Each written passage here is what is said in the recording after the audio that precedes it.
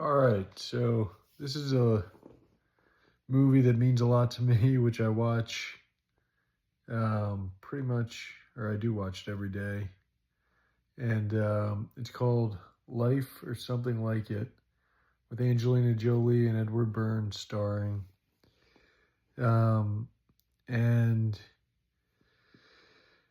Angelina Jolie is sort of a uptight. She's very career driven and very like a just very serious, very uptight. She plays a reporter in Seattle. Edward Burns is a cameraman at the TV station, and they kind of starts out where, um, well, Angelina Jolie's character Lainey Kerrigan is dating this guy Cal Cooper, who's a star baseball player for the Seattle Mariners, and but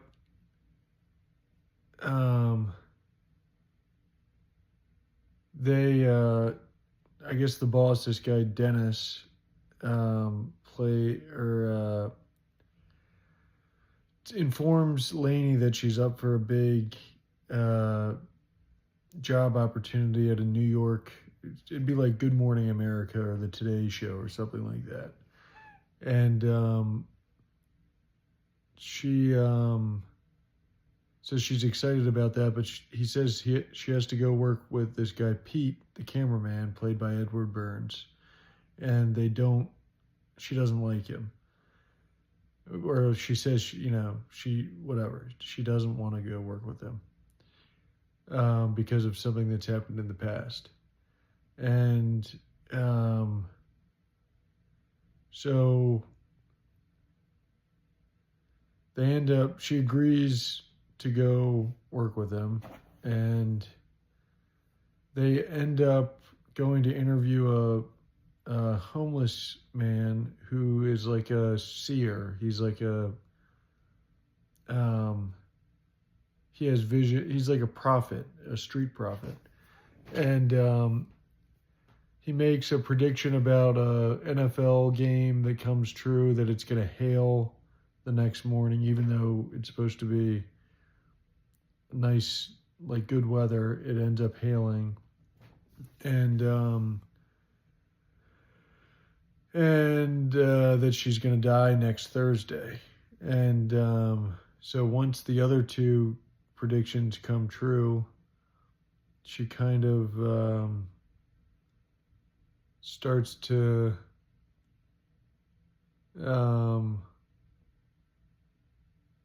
she starts to take it seriously. And so she calls her boyfriend, who's out of town, Cal Cooper, who's the baseball player, and it doesn't really I think she gets off the phone and like sarcastically says, well, that was helpful. And then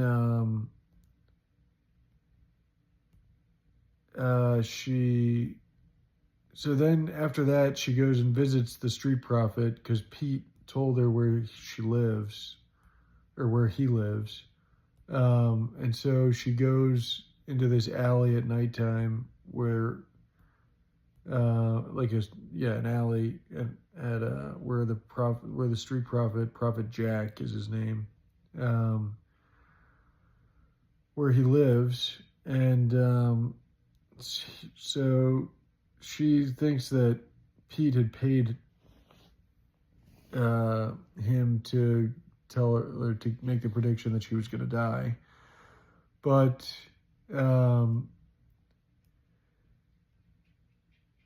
so she, he denies it or whatever and says you're bargaining or something like that. And so then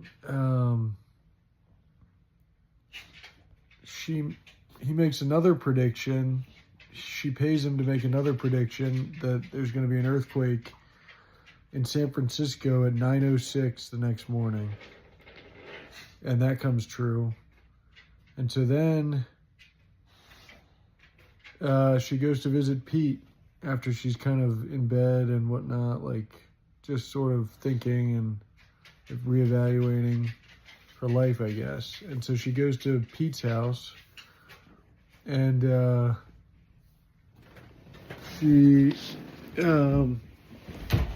she talks to him, and he's saying she's not going to die and blah, blah, blah. And, but he says, maybe in one, and okay, and also they reveal that they had sex in the past. And here's my dog, Archie. And they,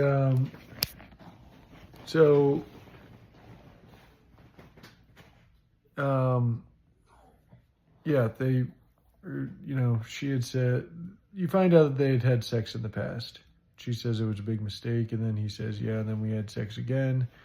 And so anyways, she says maybe in one version of the universe, the Prophet Jack was right, and that if she changes the path that she's on, she's not going to die, and something else might happen. And so, but he says, but he doesn't really know. And he says if he was going to die in a week, he would spend time with the people who mean the most to him. And so then she goes to her sister's house, who she's sort of competitive with. And at the beginning of the movie, it's sort of like a childhood flashback of her sister was like a cheerleader who was kissing the guy who she liked. And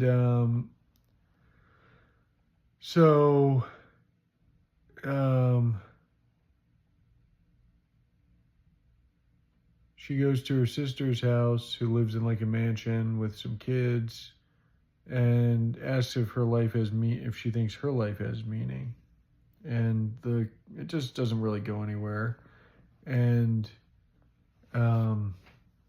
so she leaves, and then her boyfriend Cal Cooper, the baseball player, comes home from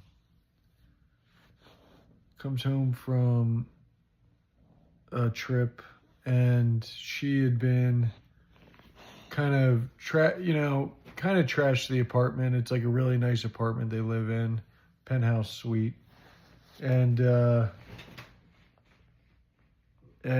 she's been eating McDonald's and pizza and listening to like sort of 90s alternative rock music, which I also like. And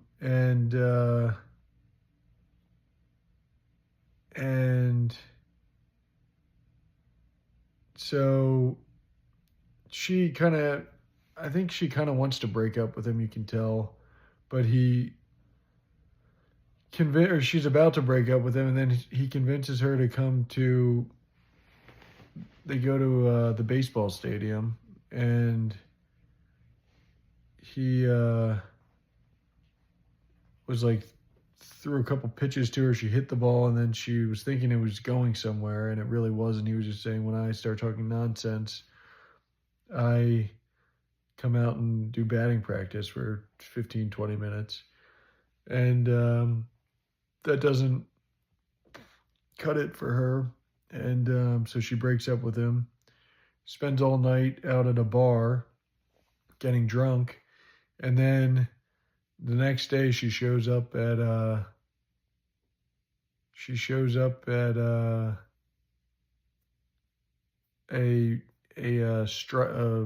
bus driver strike, which is a story for her reporting job.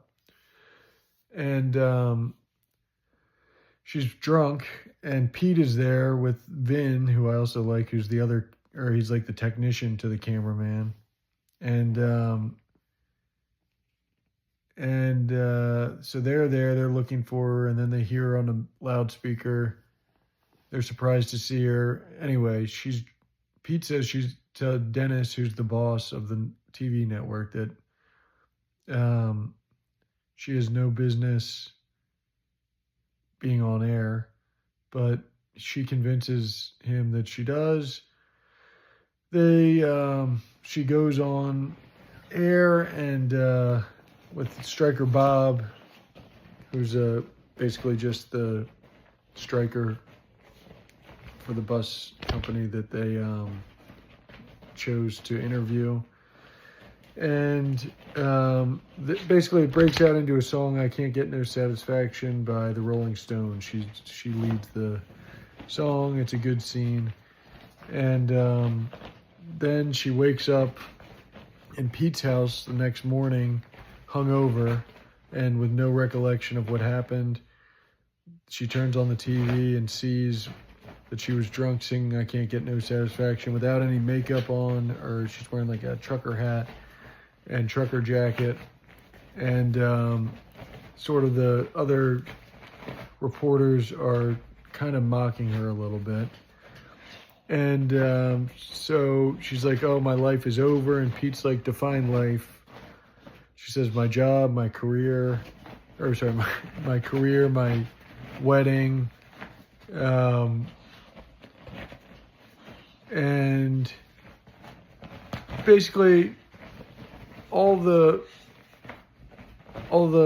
things that she thought were really important to her. And she defines that as her life. And so Pete says, "You really think if you have no job and no boyfriend that your life is over?" And so anyway, that scene sort of ends, and then the phone rings, and it's Dennis, the boss at the TV network. And he is looking for Lainey, Angelina Jolie, and Pete says he hasn't seen her even though she's in his house. And she said, anyway, they hang up the phone, and Lainey says thank you to Pete and says that she wants to stay at his house for indefinitely, not like too long, but and so then they he agrees, but he says she has to take a shower because she hasn't showered in like 3 or 4 days. And so she goes and showers, and he cooks breakfast and coffee and blah blah blah. And then it's a good sequence of them. She's wearing his clothes, and they're sort of in his laundry room with a ping pong table playing a board game.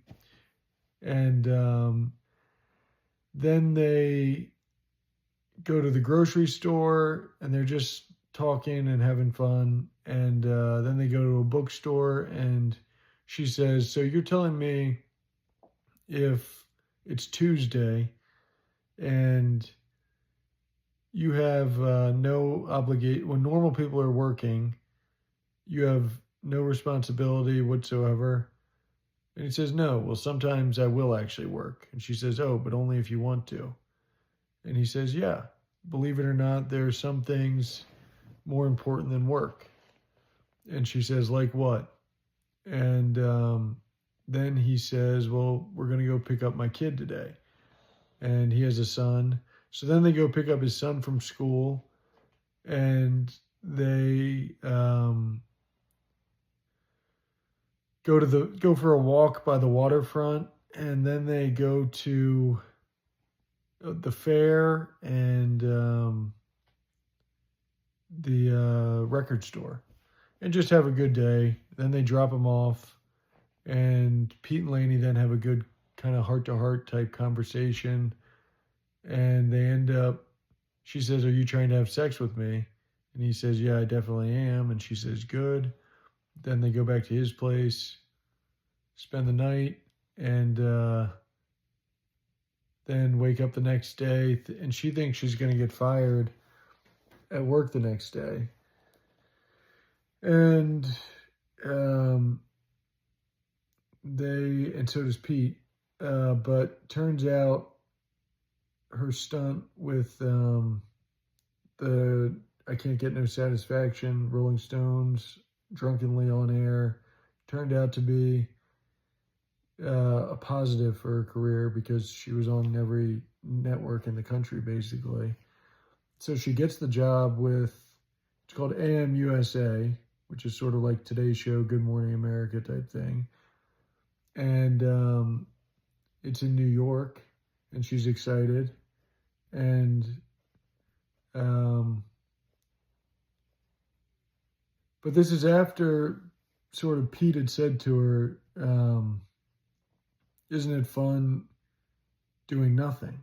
Or like, but they're not really doing nothing, but um,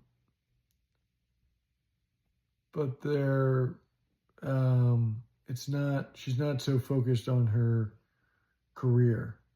And so, but now she's sort of back in, now that she gets the job, she's excited about it. And so Pete's kind of whatever. They have a scene in the I forget what they do. It's like a technical room where the cameras are, and she's anyway. They kind of break up, if you will. She says she's going to go to New York, and Pete's going to stay in Seattle, and so they do that. And anyway,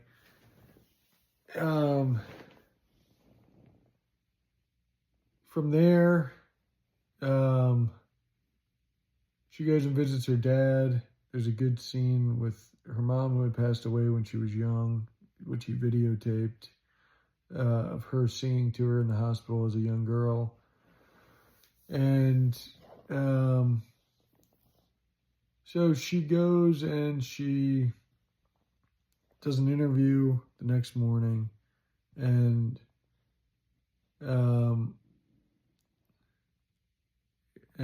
she interviewed her idol, this lady Deborah Connors, and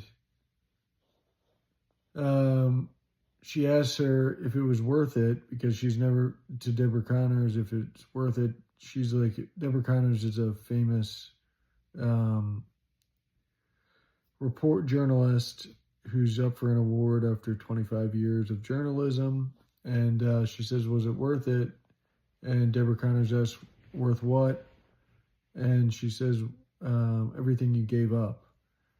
And she says, for instance, like she was never married. And then she brings up somebody who, like a fiance of hers when she was in her 20s, who she walked away from. And so it's sort of an emotional scene with Deborah Connors on air. It's a good interview. And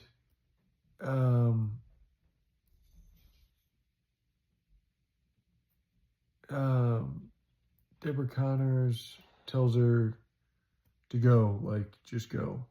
And so I guess Lainey takes this as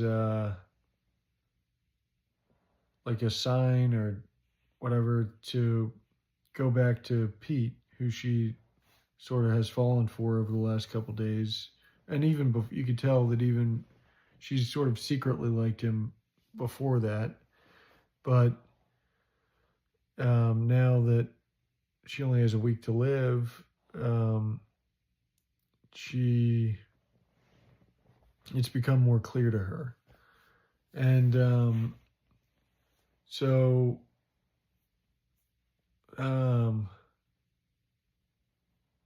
she leaves, and as she's leaving, she gets offered the job, like told to go meet the boss of AM USA, which she turns it down and says, I'm going home.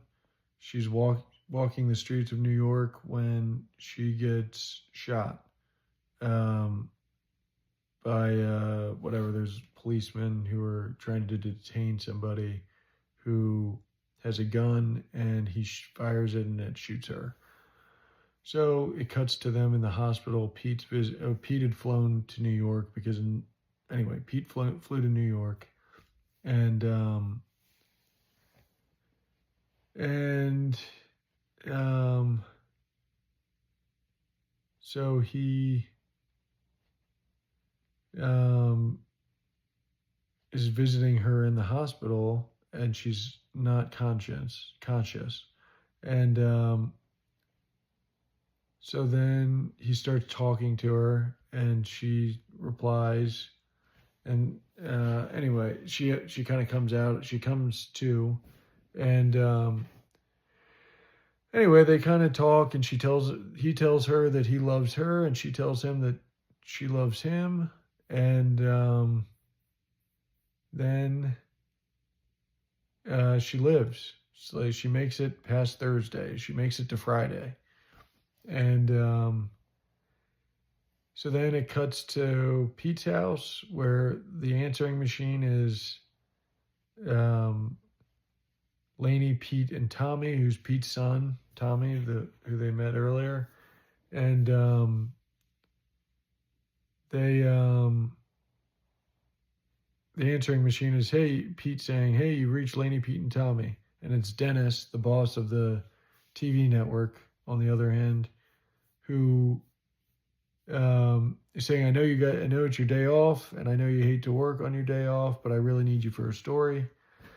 And anyway, it just kind of goes to show how far they've come, or kind of brings it currently where they are in life since everything happened. And then it cuts to a shot of Lainey on a billboard outside the baseball stadium. And her name is now Lainey Scanlon, which her name was previously Lainey Kerrigan, but she marries Pete because Pete's name is Pete Scanlon.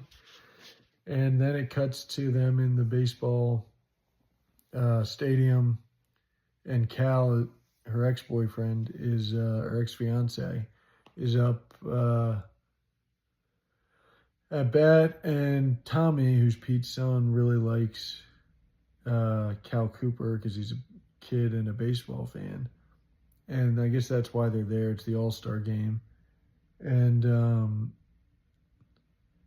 so they're kind of one big happy family. It's just Pete, Lainey, and Tommy, but they're watching Cal.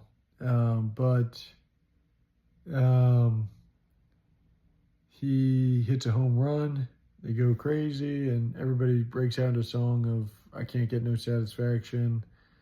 And Prophet Jack was in the stands, and he catches the ball to end the movie. Yeah. So that's like not a quick synopsis, but anyway, I really like the movie. I think Angelina Jolie is probably the most beautiful woman in the world, which helps to like it a lot. I like Edward Burns, who plays Pete, and I really like I saw an interview with Angelina Jolie about it, and she said she likes the essence of the story, and I really do too. And I think there's good dialogue in it, and